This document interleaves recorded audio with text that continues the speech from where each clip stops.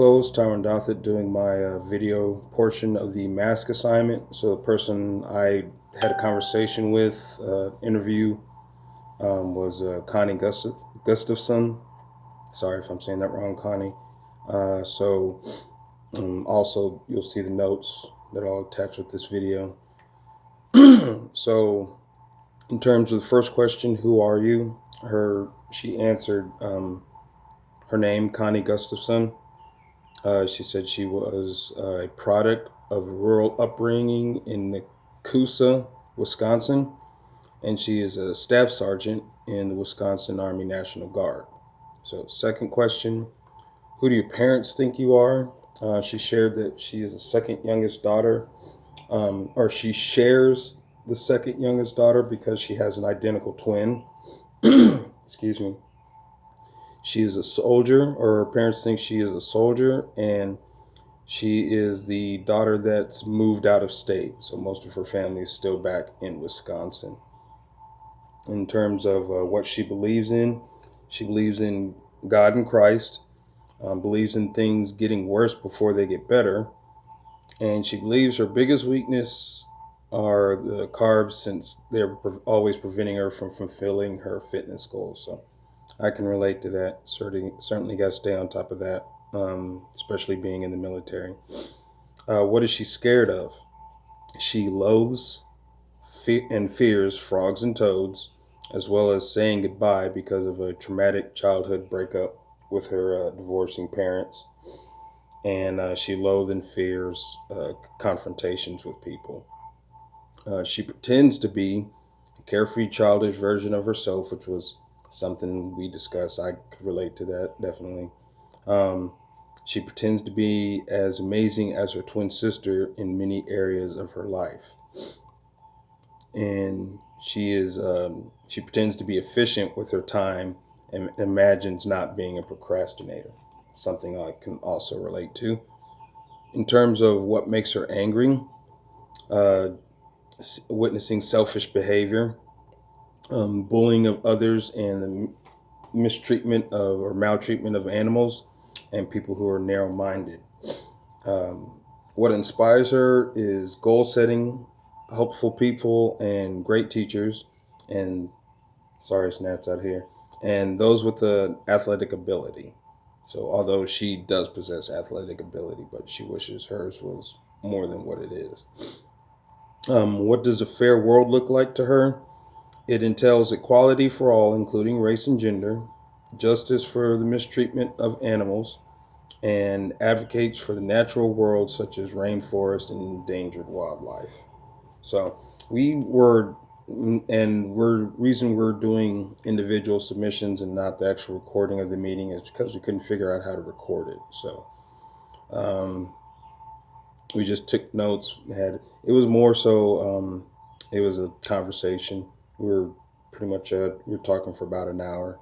So what new questions came up for you about me, and what new questions came up about my identity? So new questions that I asked Connie was first one. There was four. First one was, how did your upbringing contribute to her enlistment? And she shared a story about she was in school for a time period, but it was a serious financial strain for her. Her sister had received a naval scholarship, and her sister recommended that she enlist in the National Guard. So she did. She's a member of the Wisconsin Army National Guard, as I previously mentioned.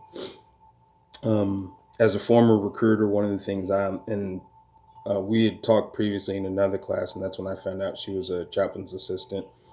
And I had asked her what led her to choose to enlisting as a chaplain's assistant, and she shared a story of the recruiter she worked with.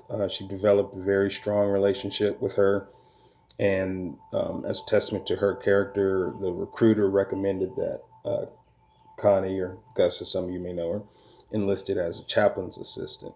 So, as she said, quote, she chose chaplain assistant for me.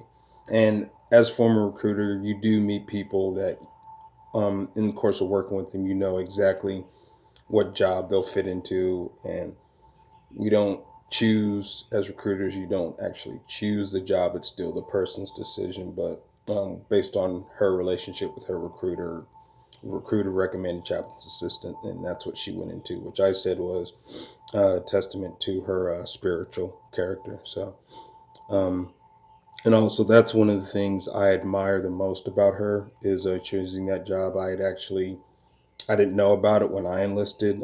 There's a chance I might have gone into that as well instead of being in the infantry.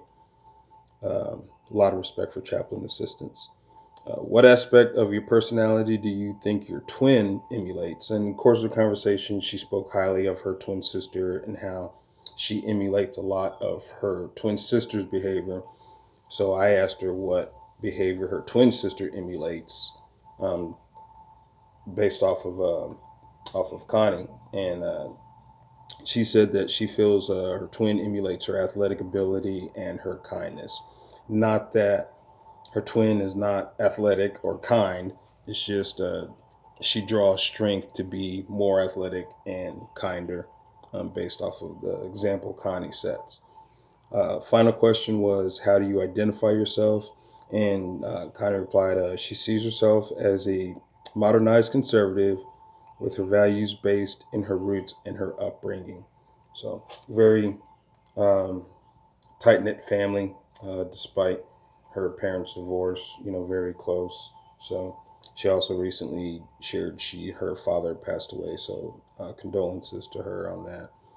Um, but all in all, like I said, we conversated for about an hour. It was a great conversation. Um, it was pretty interesting. I guess I know some of my responses. It took me a second to come up with something. So, um, other than that, that is all. Like I said, I will submit this video with my notes. And sorry we couldn't record it. You know, it is what it is. But sometimes you just gotta, as I always say in the military, you gotta work around it. And that's what this is. So you all, and hey, my camera's over here. But anyways, so you all have a great day, and we'll talk to you later. Bye.